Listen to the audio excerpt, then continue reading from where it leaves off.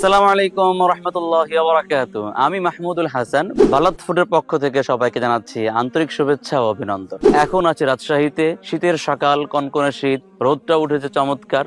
আর আমরা আছি বালাত ফুডের খেজুর গুড়ের প্রজেক্টে। কিভাবে খেজুরের গুড় তৈরি হয় খাঁটি রস দিয়ে, অর্গানিক গুড়, সেটি আজকে আমরা আপনাদেরকে দেখাবো। চলুন দেখাই কিভাবে খেজুরের গুড় তৈরি হয়। আসসালামু আলাইকুম রহমতুল্লাহ। ওয়ালাইকুম আসসালাম রাহমাতুল্লাহ। সবাই কেমন আছেন? আলহামদুলিল্লাহ। আমরা চলে এসেছি আমাদের বালাত ফুডের খেজুরের প্রজেক্টে। আমরা জানবো আমাদের টিম মেম্বারের কাছ থেকে যে আমাদের এই পুরো প্রসেসটা কিভাবে আমরা করে থাকি। আলহামদুলিল্লাহ, আমরা প্রতিদিন খুব সকালবেলা যখন একবারে কুয়াশা থাকে, এই কুয়াশার সময় আমাদের দক্ষ গাছিদের খুবই যত্ন সহকারে হাইজেনিক পদ্ধতি মেনটেন করে অত্যন্ত চমৎকার ভাবে খেজুরের রসটা আমরা সংগ্রহ করি। সেই রসটা সংগ্রহ করে নিয়ে এসে আমাদের এই যে কড়াই, সে কড়াইটা পরিষ্কার পরিচ্ছন্ন করে খুবই চমৎকার ভাবে সে রসটা ঢালানো হয়। ঢালার পর এটাকে পরিষ্কার করা হয়। পরিষ্কার করে এটাকে জাল দেওয়া হয়। জাল দিতে দিতে দিতে আমাদের মোটামুটি 4 ঘন্টা জাল দিতে হয়। জাল দেওয়ার পর অত্যন্ত মানসম্মত খুব মিষ্টি চমৎকার একটি খেজুরের গুড় তৈরি হয়। তার মানে এটা প্রসেসটা জাল দিয়ে শেষ করতে পুরো 4 4 ঘন্টা ঘন্টা লাগে। সময় লাগে। আচ্ছা, অনেকে বলে থাকে যে নরম থাকলে, শক্ত থাকলে খাঁটি এবং অর্গানিক, এই ধরনের কোনো কথা আছে? নরম শক্ত মানে এটা হচ্ছে যে সাধারণ মানুষের কাছে একটা বিভ্রান্তি হয়ে গেছে যে খাঁটি গুড়টা কি।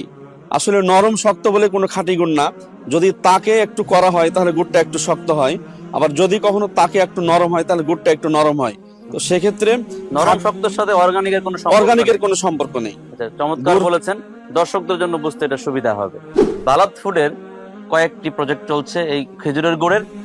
আমরা আজকে একটি প্রজেক্টে এসেছি, আর পুরো প্রজেক্টগুলো যিনি দেখাশোনা করেন আমাদের সিদ্দিক সাহেব। সিদ্দিক সাহেবের কাছে জানবো এই পুরো প্রজেক্টগুলি আপনি কিভাবে তত্ত্বাবধান করেন। আমি এই এলাকাতেই থাকি এবং খুব ভোরে গাছদের সাথে চলে যাই বাগানে।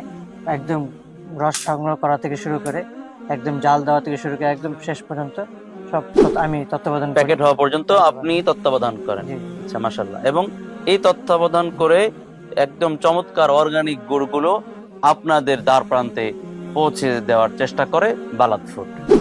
দেখতেই পাচ্ছেন আগুন জ্বলছে আর খেজুরের রস থেকে গুড় তৈরি হচ্ছে।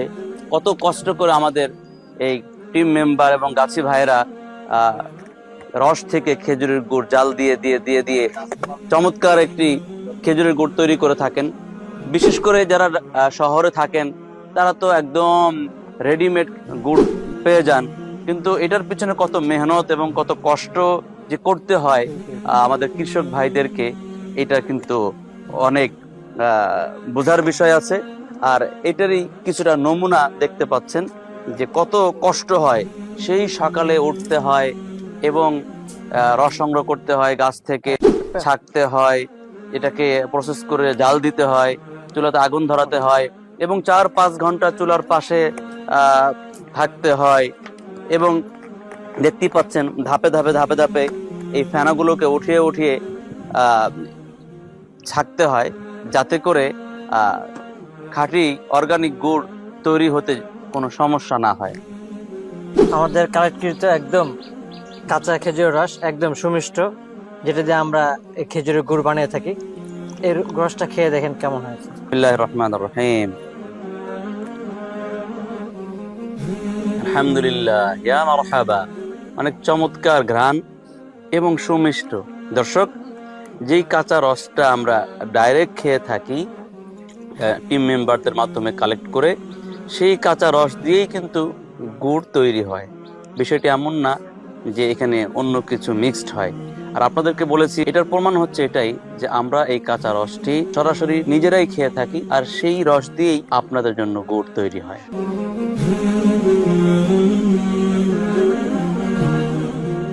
এখন আমি আছি বালাত ফুড আপনাদের জন্য যে খাঁটি গুড় তৈরি করে থাকে, আর এই খাঁটি গুড়ের জন্য যেখান থেকে খাঁটি রস সংগ্রহ করে থাকে সেই গাছের বাগানে আমি আছি।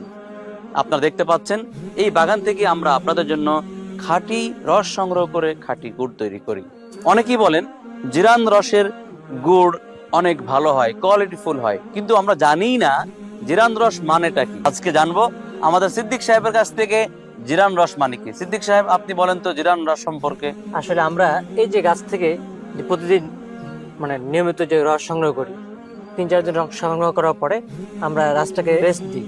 আচ্ছা, এই যে রেস্টটা দিই, এই রেস্টটাকেই বলা হয় জিরান দেওয়া। তো এটাকেই বলা হয় জিরান। তো এরপরে যে আমরা যে রসটাকে সংগ্রহ করি এই জিরান দেওয়ার পরে, তো যে গাছটাকে রেস্ট দেওয়ার পরে, তো এটাকেই বলে হলো জিরান কাঠের রস। এই রস থেকে আমরা যে গুড় উৎপাদন করি, রসের যে ঘনত্ব এটা অনেক বেশি হয়ে থাকে। রসের ঘনত্ব বেশি হওয়ার কারণে গুড়ের স্বাদ এবং কোয়ালিটিটা ভালো হয়। ভালো হয়। তারপর আপনি বলছেন অনেকে নিয়মিত রস সংগ্রহ করে, আর নিয়মিত রস সংগ্রহ করার কারণে রসের ঘনত্ব কমে যায়, পাতলা হয়ে যায়, গুড়ের কোয়ালিটি ভালো হয় না। ভালো হয়। আর জিরান মানে হচ্ছে রেস্ট দেওয়ার পরে যেটা সংগ্রহ করা হয় সেটা ঘনত্ব বাড়ে এবং কোয়ালিটি ভালো হয়। প্রিয় দর্শক, আমরা জানলাম জিরান রস সম্পর্কে। আর এই জিরান রস আমরা সংগ্রহ করে আপনাদের জন্য খাঁটি গুড় তৈরি করে থাকি। আপনারা দেখছেন গুড় রেডি হচ্ছে। সেই সকাল থেকে খেজুরের রস সংগ্রহ করা থেকে শুরু করে একদম 4-5 ঘন্টা চুলার উপর জাল দেওয়ার পরে এই মাত্র নামানো হলো। এখন এটাকে ঠান্ডা করা হচ্ছে। ঠান্ডা করার পর আরো কিছু প্রসেস বাকি আছে, যেগুলো প্রসেস ধাপে ধাপে শেষ করেই শেষ পর্যন্ত এটা দিয়ে পাটালি গুড় তৈরি হবে। আর এভাবেই বালাত ফুড আপনাদের জন্য যত্ন সহকারে গুড় তৈরি করে আপনাদের দ্বার প্রান্তে পৌঁছে দেয়।